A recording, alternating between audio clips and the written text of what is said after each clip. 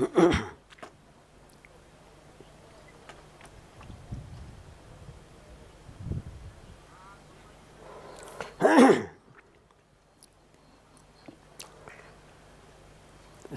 સ્વામી મહારાજની જય, હરિપ્રસાદ સ્વામી મહારાજની જય, આત્મીય સમાજની જય જય જય, દાસના દાસ થવાની જય જય જય.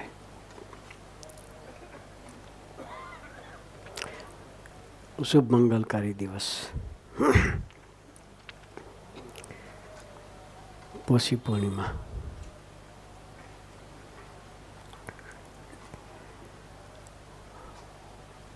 આજના શુભ દિવસે ભગવાન સ્વામિનારાયણે ગુણાતાન સ્વામીને દીક્ષા આપી.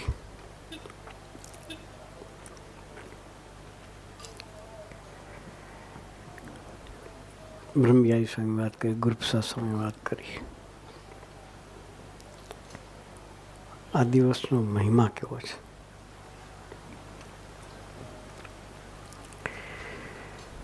ભગવાન સ્વામિનારાયણનો ઉમંગ કેવો હશે દીક્ષા આપવાનો. એ વિચાર કરી ત્યાં ખ્યાલ આવે.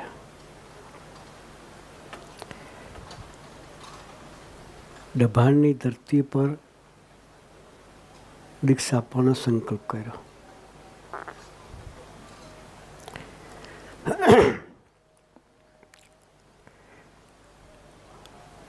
મહાયજ્ઞ કર્યો.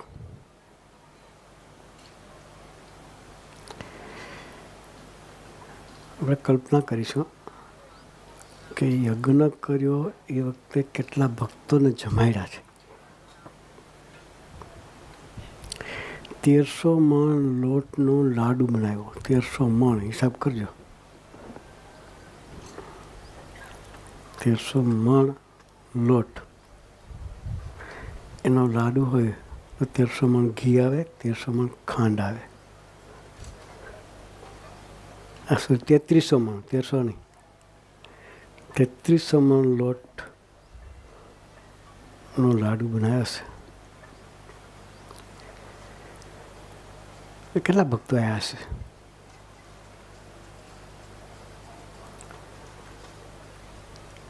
કદાચ એ જમાનામાં ખોરાક વધારે હતા.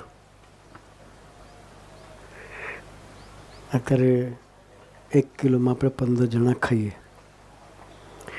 એ લોકો 5 જણા ગણો ને તો એ શું ફેર પડે? હે, ગણતરી પ્રમાણે કિલોમાં 5 જણા ગણો તો 1300 મણ. કેટલા ભક્તો જમ્યા હશે. એ ઉમંગ કેવો હશે ભગવાન સ્વામિનારાયણને. ખાલી ઘોડા બાંધવાની જે જગ્યા હતી ને, 20 વીઘામાં તો ખાલી ઘોડસર હતી.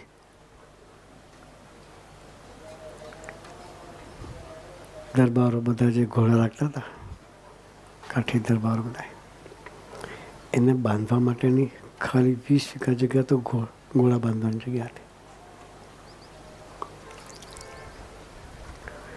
7 દિવસનો યજ્ઞ ચાલેલો. કેટલા દિવસ? ધુમાડા બંધ. એ જમાનામાં જમવાનું મળતું હોય તો લોકો ઘર બંધ કરીને જમવા જતા. હા, લાડુ મળતા તો આગલે દિવસે ભૂખા રહે. પણ ભગવાન સ્વામિનારાયણનો ઉમંગ કેવો હશે. એ પુરુષનો મહિમા સમજાવે છે આપણને કે એ ધરતી પર ના એવો હોત તો આપણને દાસત્વ શું છે ખ્યાલ ના આવત. તારે લઈને હું એ ભાવનાનો ખ્યાલ ના આવત. બ્રહ્મયાઈ સામે કહ્યું કે અનંત બ્રહ્માંડની ઉત્પત્તિ કરે એવા પુરુષ છતાં કેવા દાસ થઈને વર્ત્યા. અભયસિંહ દરબારે પૂછ્યું કે આપણા એક દર્શનનું ફૂન કેટલું? ત્યારે કહ્યું કે પૃથ્વીનું રચકણ ગણાય. કદાચ સાયન્સ છે અને ટેકનોલોજી તો કદાચ ગણીને આપણને આપે.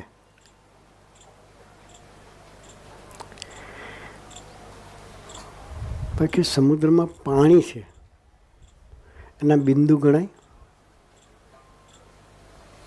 સાયન્સ બી ન ગણી શક્યો. પણ કે તમને આ જે સંબંધ થયો છે એના દર્શનનું પુણ્ય ન ગણાય. કેટલા મોટા પુરુષ હશે. એ પુરુષ કેવા ડાઉન ટુ અર્થ થઈને ધરતી પર રહ્યા.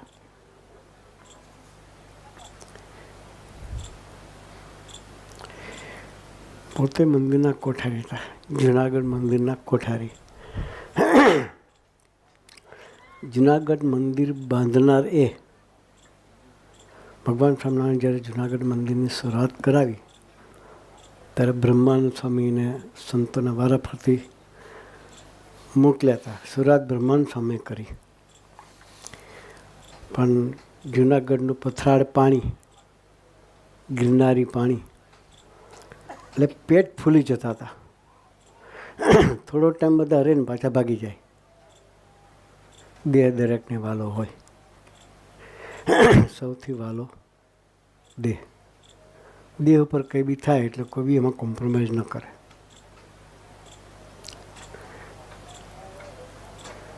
પણ જે વ્યક્તિએ દેહને કૃષ્ણાર્પણ કર્યો હોય એને પોતાનો દેહ યાદ ના આવે.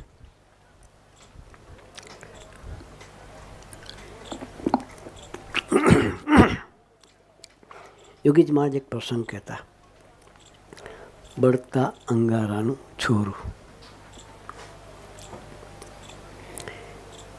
એક ગામમાં આગ લાગી.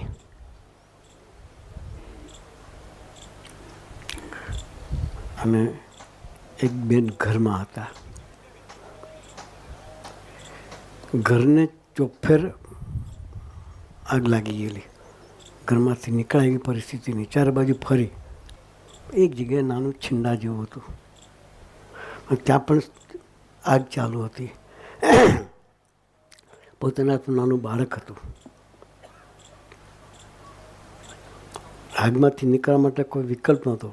જો પગ મૂકે તો ઝાડ લાગી જાય એવું હતું. પોતાનું બાળક અગ્નિમાં મૂકીને પગ મૂકીને જતી રહી. એને કહે બળતા અંગારાનો છોરો.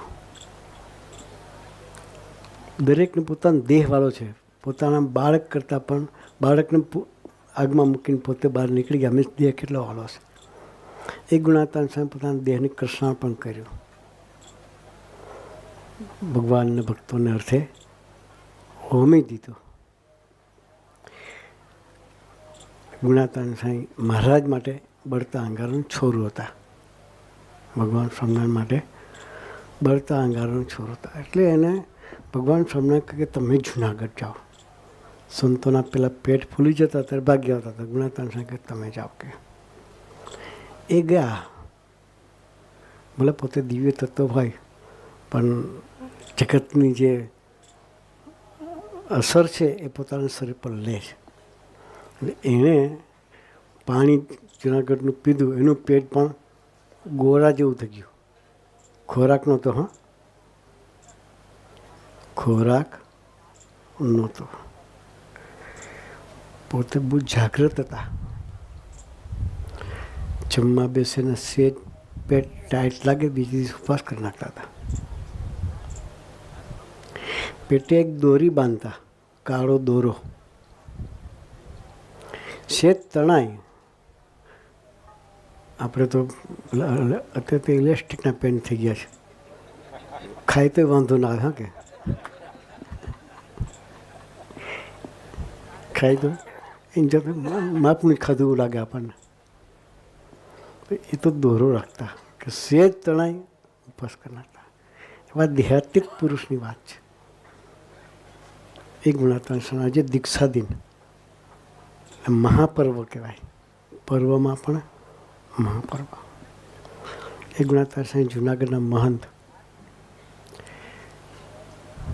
પછી છેલ્લી ઉંમરે મંદિર પૂરું થયા પછી કોઠારી બદલાયા. ગુણાતાન સાંઈ બ્રહ્મિયા સ્વામીએ કહ્યું, ગ્રુપ સત્સંગે કહ્યું કે 76 વર્ષે તો જાડું મારતા હતા. 82 વર્ષ સુધી ધરતી પર રહ્યા. એટલે છેલ્લા 5-6 વર્ષની આ વાત, 76 થી 82ની વચ્ચેની, જ્યારે ગુણાતાન સ્વામીની જગ્યાએ બીજા કોઠારી અપોઇન્ટ થયા, એ હતા યંગ, જુવાન સાધુ હતા. ગુણાતાન સ્વામી મંદિરમાં બેસીને કથા વાર્તા કરતા હતા. એટલે પેલા દરેકને સત્તાનો અભિનિવેશ હોય. હું કોઠારી, હું મહંત, એમાંથી નીકળવું ને બહુ અઘરી વસ્તુ. હા, એ ગુણાતાન સ્વામી દાસના દાસ થઈને જીવી ગયા, એટલે આપણે એને યાદ કરીએ છીએ. એટલે એ પોતે મંદિરમાં સભા મંડપમાં બેસીને ગોષ્ઠી કરતા હતા ગુણાતાન સ્વામી. અને કોઠારી આવ્યા, સ્વામીજી આટલી બધી સેવા પડી છે, શું તમે મને ભેગા કરીને ગોષ્ઠીમાં બેઠા છો? કે ઊભા થાવ. કોને કહે છે? 80 વર્ષની ઉંમરના વડીલ સંતને કહે છે, જે પ્રાણાધાર પુરુષ કે મંદિરના સર્જક હતા. એને કે સ્વામી ઊભા થાવ, કે આટલી બધી સેવા પડી છે. ગુણાતાન ઊભા થયા, સેવામાં લાગી ગયા. મારા જેવું કે ભાઈ તું છોડમાં બેસ, આ મંદિર મેં બનાવ્યું છે અને તું તો આજ ના આવેલો છું. તારા કરતાં વધારે દિવાળી જોઈશ. આપણે શું કહીએ?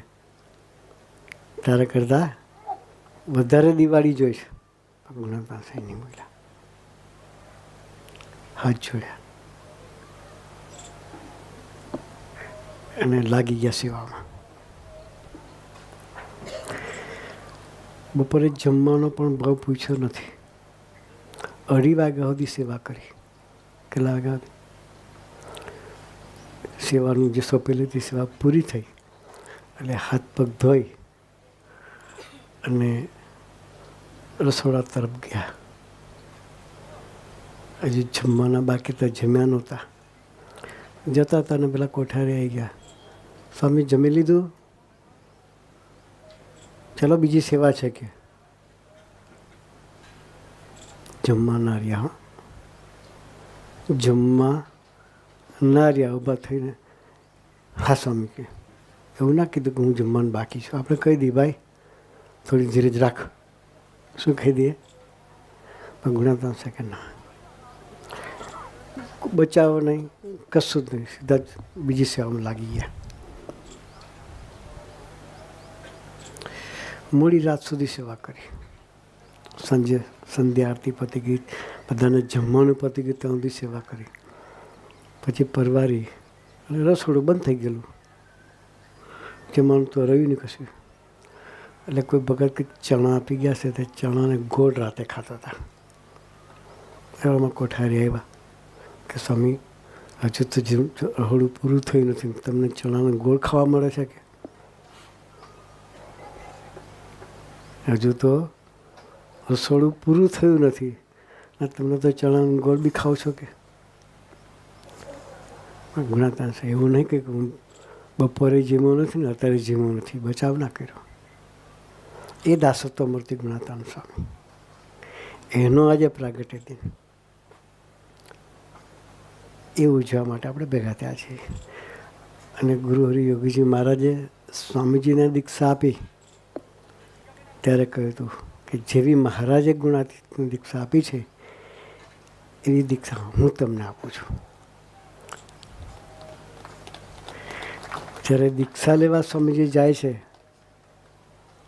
ત્યારે સંકલ્પ કરે છે. ગુણાતીત પુરુષનું લક્ષણ શું? તો સ્વામીજી કેવો સંકલ્પ કર્યો કે આ દેહ પર મારો કિંચિત અધિકાર ના રહે. શું કે?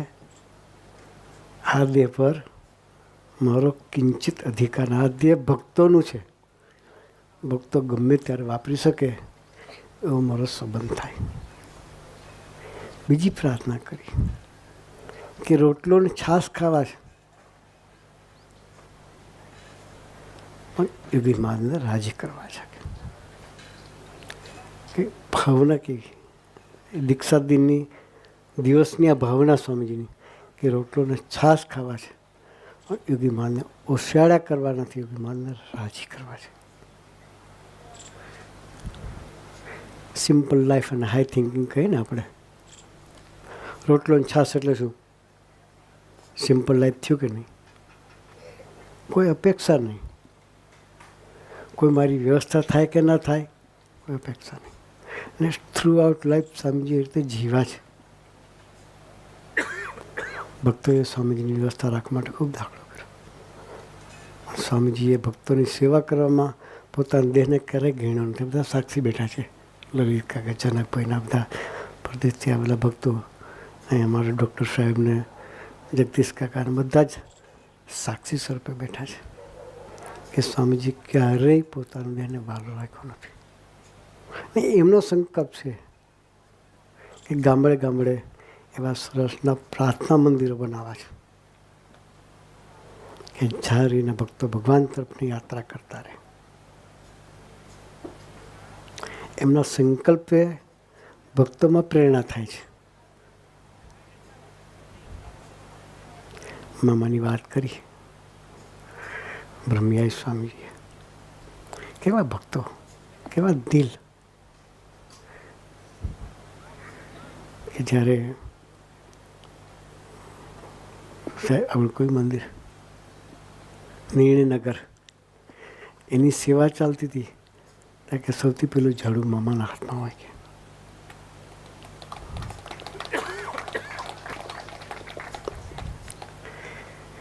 કોવિડ વખતેની વાત કરી કે કોવિડ ચાલતો હતો 2019-20માં. આપણા ઘરમાં કોઈને કોવિડ થયો હોય ને તો આપણે મળવા બી ન જોઈએ. દરેક વ્યક્તિ ડિટેચ રહેતા હતા. પોતાના પરિવારમાં પણ જો કોઈને કોવિડ થયો હોય તો એનાથી ડિટેચ રહેવા માટે દરેક વ્યક્તિ પ્રયત્ન કરે. મને લાગી જશે તો, અને એવો હાવ બી હતો કે લાગે ગયો, લાગે. પણ એ જગ્યાએ જો મહિમા હોય ને તો સેવા થાય. એ મહિમાનું સિંચન કર્યું છે કોણે? પરેશ મામાએ પેલા ભગત નામ શું નામ? આ જિજ્ઞેશભાઈ બીમાર હતા, કોરોના થયો તો એને પોતાને ઘરે 15 દિવસ રાખ્યા, કોઈ વ્યક્તિ ના રાખે, અને એની સેવા કરીએ. મોહમ્મદ તો પ્રગટાવે છે કોણ? એ પ્રગટા માટે સ્વામીજી ધરતી પર આવ્યા છે. એવા સમાજનું સ્વામીજી સર્જન કર્યું છે, અને આ સેન્ટરના માધ્યમથી એવા હજારો પરિવારો તૈયાર થશે.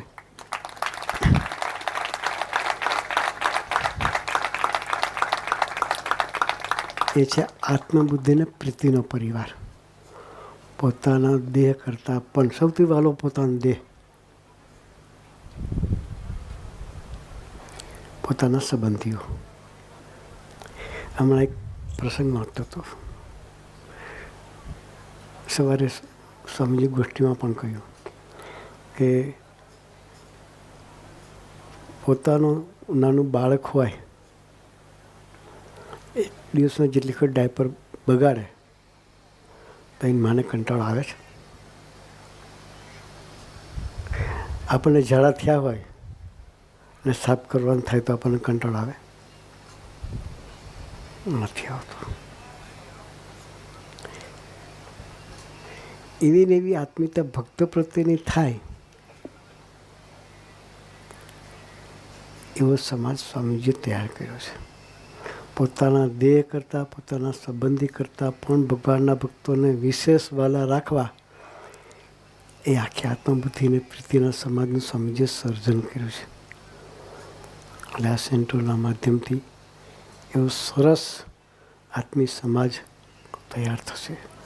જો કોઈ આત્મીયતાના માર્ગે ચાલે, એની સેવા થાય તો સમજી કેટલા બધા રાજી થાય. પરેશભાઈના મામા સરસ દાખલો કરી રહ્યા છે.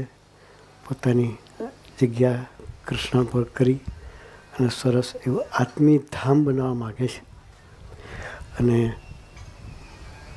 જગદીશ કાકા, એને તો એટલો બધો ઉમંગ છે એ પોતાનું બધું જ છોડી દીકરાને જવાબદારી સોંપીને પોતે ડેડિકેટ થઈને બધી સેવા કરે છે.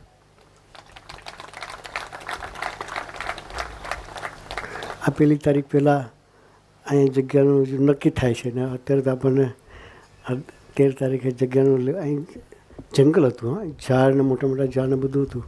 એ બધું સાફ કરીને લેવલ કરી નાખ્યું અને સરસ આપણે માટે રળિયામણી જગ્યા કરી આપી. તો આપણે બધા ભેગા મળી આ સ્થાનને ખરેખર મંદિર બનાવીએ, આપણા પરિવારને પણ મંદિર બનાવીએ, દેહને પણ મંદિર બનાવીએ. એ મંદિર બનાવવા માટેના આપણે સૌ યાત્રા કરતા રહીએ. એ માટે ગુરુએ આપણને સૌને ખૂબ ખૂબ ખૂબ બળબુદ્ધિને શક્તિ આપે. એ જ પ્રાર્થના સહજાનંદ સ્વામી મહારાજ.